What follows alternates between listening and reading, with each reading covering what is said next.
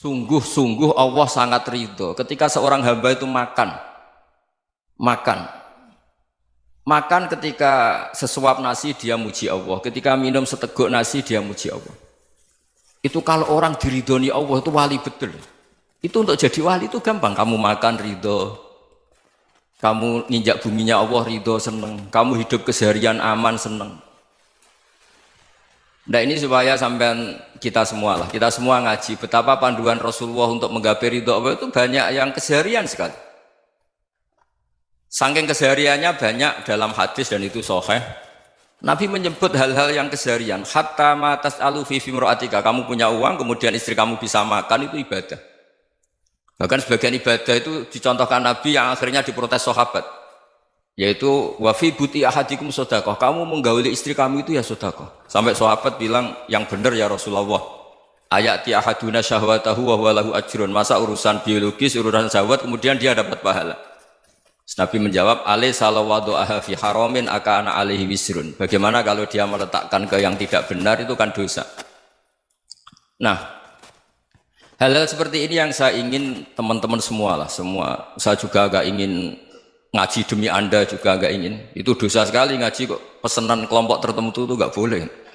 Islam itu untuk semua. Jadi ya cuma karena di depan saya jenengan ya seakan-akan jenengan korbannya. Itu ada ilmunya dalam usul fikih itu. Jadi orang itu harus ngaji usul fikih. Nama yang disebut, mungkin Mas Sufyan masih ingat zaman ngaji usul fikih. Nama yang disebut itu tidak jaminan sebagai prioritas perintah. Jadi misalnya gini, kebetulan yang di depan Nabi itu Abu Dzar. Nabi ya bilang, ya Aba Dzarin ini uhibbuka misalnya, atau ya Mu'ad ini muhibbuka, atau ya Aba Hurairah ini uhibbuka misalnya. Banyaklah riwayat yang Nabi nyebut ya Aba Dzarin, ya Mu'ad, ya Aba Hurairah. Kemudian misalnya Nabi meneruskan khitab, ini uhibbuka, saya mencintai kamu, fakul dubur sholatin, atau sebagian riwayat disebut fala tada'an la dubura kulli sholatin, Allahumma inni ala dzikrika wa syukrika wa husni ibadatik. Saya mencintai kamu, siapa saja. Mu'ad bisa, Abu Dzar bisa siapa? Saya mencintai kamu, mohon kalau habis sholat kamu jangan lupa wiridan Allahumma a'inni ala dzikrika wa syukrika wa husni ibadatik. Ya Allah, tolong kami permudah supaya mudah ingat engkau. Anda tidak bisa mentang-mentang, wong nama saya Parmin, nama saya Purnomo, itu yang diperintahkan Mu'ad misalnya. Jadi yang disebut satu, tapi khitab itu untuk siapa saja. Saya teruskan. Jadi saya mohon semua kita melakukan kebaikan itu kalau dalam kaidah fikih disebut al yakin la yuzalu bisyak.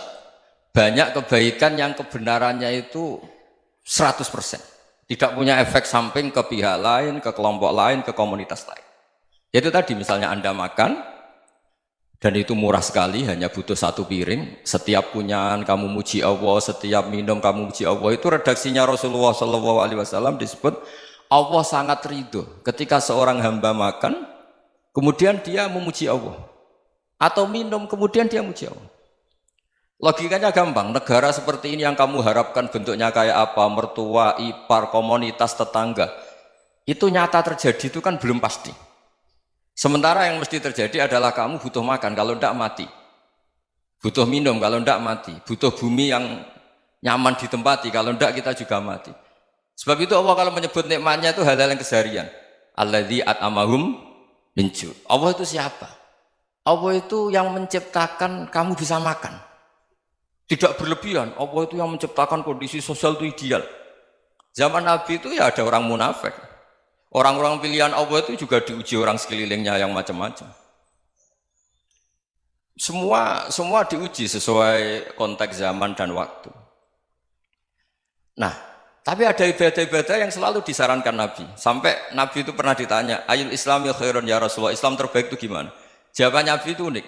It'amut to'am. Islam terbaik itu ya makan-makan, yang santai-santai.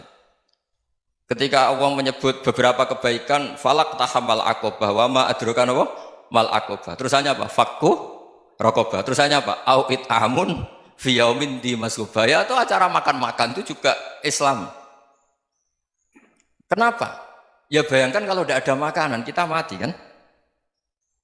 Kondisi sosial tidak ideal itu Anda masih gak apa-apa. Tapi kalau Anda tidak makan, Anda tidak minum, Kamu punya istri cerewet masih bisa hidup, punya mertua cerewet masih bisa hidup. Tapi kalau tidak makan bisa mati.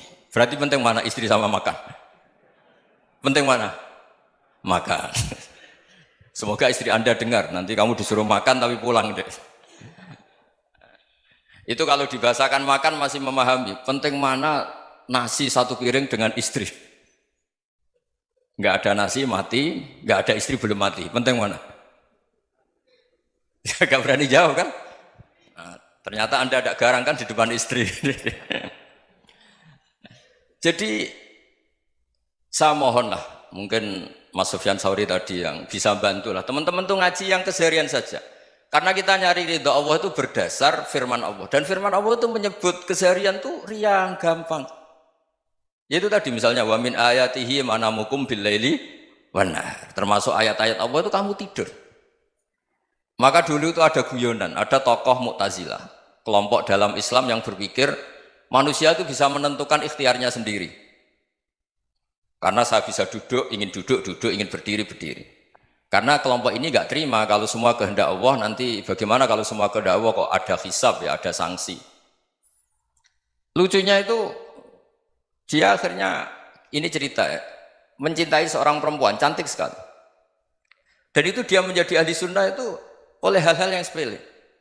Karena istrinya cantik, ya namanya suami istri hubungan intim. Terus ditanya, Mas, masih ingin lagi? Masih. Silahkan diulang lagi. Wah ya tidak bisa. Katanya manusia bisa menentukan yang diinginkan. Itu tobat itu.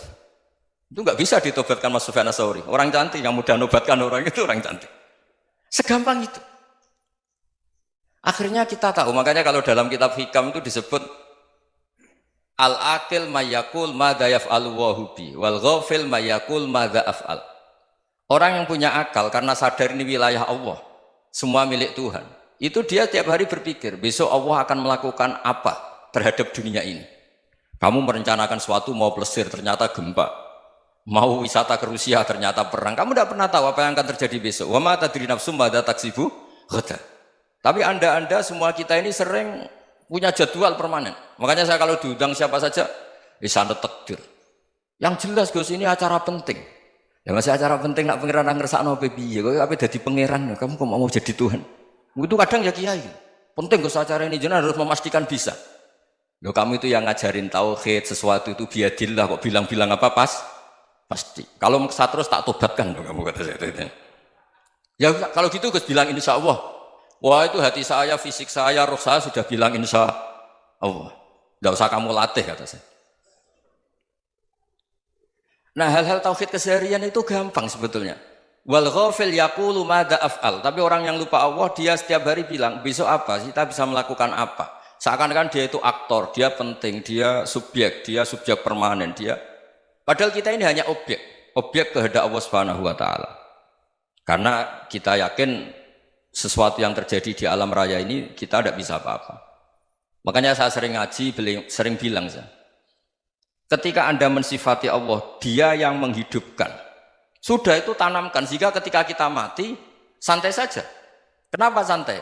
Allah punya cara menghidupkan kita. Zaman kita hidup juga gak tahu caranya ngelola jantung, ngelola paru-paru.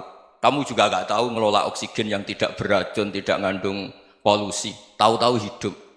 Gak ingin tua ya tahu-tahu tua, gak ingin mati tahu-tahu mati. Selama ini kita hidup juga gak tahu apa-apa sebetulnya. Hanya gaya tok, punya jadwal, punya planning. Kalau kamu bisa menentukan pilihan Anda, pasti Anda istrinya cantik, 4 neriman semua, kona'ah semua. Nyatanya enggak kan? Ada 1 jelek, cerewet. Oh itu kan, nyatanya enggak bisa apa-apa Anda kan? Dan kamu bawa mati lagi. Itu kan istri Anda juga gitu, punya keinginan, punya suami yang ganteng, yang jabat, yang neriman, yang enggak poligami. Ya enggak kesampaian juga. Kalau kita ngitung tingkat kegagalan kita itu gagal terus. Ya kan? Nah, terus ingat Allah, madza yaf'alu wa bi. Orang yang punya akal selalu berpikir Allah itu menghendaki apa terhadap saya. Lalu sama-sama orang melihat orang yang serius, itu kata Anda itu pemikir berat, serius, senang punya tokoh yang merengut tuh, karena kamu anggap serius. Tapi sebagian orang anggap orang yang serius itu wong merengut, wong masam, wong muka kok ditekuk. Jadi sama Itu hati, ya muqallibal qulub tsabbit qalbi ala dini. Karena kita nggak tahu cara berpikir kita tentang orang lain, tentang sekeliling kita. Misalnya kita orang baik yang jenis ngrumat fakir miskin. Ada orang bangun masjid mewah itu janggal. Apa artinya masjid mewah kalau banyak orang kelaparan?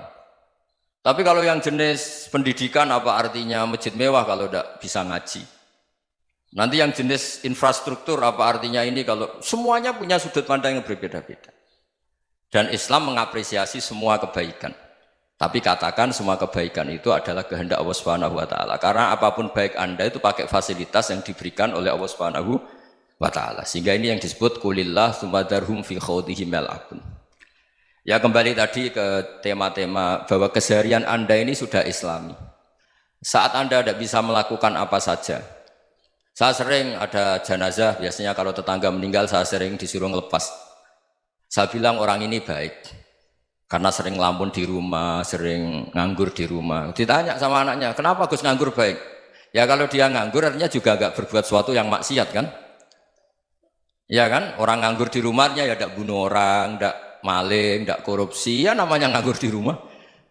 Lah cuma istri cara pandang nganggur gak menghasilkan uang itu. Tapi juga gak menghasilkan kriminal kan? Jadi sebenarnya Islam itu makanya kalau sampai ngaji usul fikih itu ada kitab usul fikih namanya Lubul Usul, itu terkenal sekali di pesantren itu. Itu kalau ngapresiasi keseharian itu luar biasa. Izma min mubahin illa wa yatahaqqaqu bihi tarku haramimma. Karena keseharian yang mubah saat Anda lakukan itu ada kehebatan yang luar biasa, yaitu meninggalkan haram. Makanya dulu banyak orang-orang alim ketemu temannya itu guyon sampai semalaman. Itu biasanya yang semangat Islam itu kiai kok tidak tahajud, kiai kok tidak witir. Orang yang sedang mapan uangnya banyak, malam itu tidak kelayaban itu sudah luar biasa. Melawan nafsu supaya tidak maksiat itu sudah luar biasa. Supaya lupa guyon sama temannya semalaman sampai subuh. Gejlok-gejlokan ngenang zaman miskin, zaman kuliah nggak jelas, zaman apa. Melihatnya jangan tarkut tahajud. Seperti ini meninggalkan tahajud, tapi meninggalkannya ini talkul muharramat. Jadi kayak apa hebatnya? Sehingga Imam Ghazali punya riwayat yang agak unik. Hatta takuna ibadatu akhiri hadil ummah iku an-naum. Sehingga suatu saat ibadah terbaik umat ini itu tidur. Itu kan riwayat kontroversi. Ketika Imam Ghazali tanya, kenapa iya? Kenapa kamu mulai keluar dari rumah itu sudah banyak maksiat? Melihat perempuan yang enggak mahram, melihat fenomena. Tapi kalau kamu tidur itu enggak melihat apa-apa. Tapi juga kamu jangan menganggap tidur itu ibadah betul. Saatnya melakukan fardhu ain malah masih tidur. Tapi itu sudut pandang yang menjadikan kita Islam itu gampang. Jadi saat Anda tidak bisa aktivitas apa-apa, misalnya ada beberapa orang yang lumpuh. Lumpuh itu memang nggak bisa Jumatan, nggak bisa ibadah, tapi dia juga nggak bisa maksiat. Tidur itu memang Anda saat itu tidak bisa tahajud, tidak bisa witir, tapi saat itu ada zina, ada maling, tidak gosipkan orang, tidak bully orang, tidak menanamkan kebencian, tidak hasud. Sehingga tidur menurut Allah Ta'ala wa min ayatihi manamukum billaili apa? Wan-nahar. Karena di tidur itu selain ada unsur istirahat, jaga kestamina, juga ada unsur meninggalkan beberapa keburukan.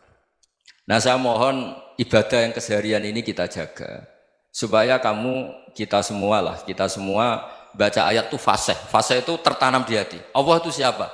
Alladzi at'amahum min ju'i wa amanahum min khauf. Dan Allah kalau cerita di Quran itu anna subabnal ma'a subba thumma syaqaqnal ardon wa syaqqa fa'ambatna fiha habba wa inaba wa qadba wa zaituna wa nakhla wa hadaika hulba. Kamu tahu saya ini siapa, kata Allah. Saya ini adalah Tuhan yang menurunkan air, kemudian ada tanaman banyak. Habba wa inaba wa qadba, ada zaitun, ada tin, kalau orang Jawa mungkin ada tela, ada padi, ada mangga, ada pisang. Sudah. Wa inaba wa zaituna wa nakhla wa hadaika hulba. Ada perkebunan yang lebat. Tujuannya apa? Mata Allahkum, silahkan kamu pakai, kamu nikmati. Tapi karena kadang kita ini punya ide-ide besar. Tadi untuk syukur saja nunggu punya istri riman, rumah baik, tetangga baik, komunitas baik, semuanya baik baru syukur. Lama-lama nanti ada di surga, syukurnya nunggu surga paling kelas A. Itu sudah ada yang menghuni Rasulullah, kamu nggak boleh di situ. Masa untuk syukur saja? Repotnya Masya Allah. Jadi mohonlah Quran yang kalau Anda hafalkan juz sama itu kan ada ayat-ayat yang kayak tadi. Ya, fal yang dzuril insanu ila ta'ami. Coba lihat. Apa yang kamu makan ya? Dari mana? Dan untuk mempertahankan hidup kamu keseharian. Jadi jangan kira ibadah itu harus membentuk komunitas yang versi Anda. Ibadah itu harus hal yang mulu-mulu. Kesehariannya Anda alami. Loh, ini saya tidak bikin-bikin. Saya ngaji bukan karena berdasar pesanan. Itu ayat yang saya bacakan betul ada ayatnya kan. Fal yang dzuril insanu ila tu'ami anna sobabnal ma'a sobba thumma syaqaqnal ardo syaqqa fa ambasna fiha habba wa inaba wa qadba wa zaituna wa nakhla wa hada'iqa ghulba. Terusannya apa? Mata'al lakum, silakan kamu nikmati. Mata itu silakan kamu nikmati. Ya kayak sampean dikasih hidangan ya makan. Ya sudah makan, habis makan ya minum, habis itu ngantuk ya tidur. Ya sudah normal-normal saja. Kayak apa indahnya Islam? Tapi Anda mencari Islam yang gimana lagi? Nah itu yang diajarkan guru-guru kita, diajarkan sanad kita sampai Wali Songo, sampai Rasulullah SAW. Bahwa pada akhirnya ada jihad, ada perang. Itu dulu memang perang, bukan membunuh, beda. Dulu kita dijajah Belanda ya perang, dan itu normal karena kita dijajah. Jadi ketika orang lain ingin baik sama kita, wa in ahadum minal musyrikin astajaruka ya fa'jirhu hatta yasma'a kalam Allah. Kalau mereka ingin baik ya kita baik. Makanya ada istilah musta'man, mu'ahad. Kalau mereka ingin damai, berdampingan dengan kemajmukan ya itu yang lebih baik. Karena memang Islam menghormati proses perdamaian. Wa in janahu lis-salmi ya fajnah lah. Kalau ingin damai ya kita harus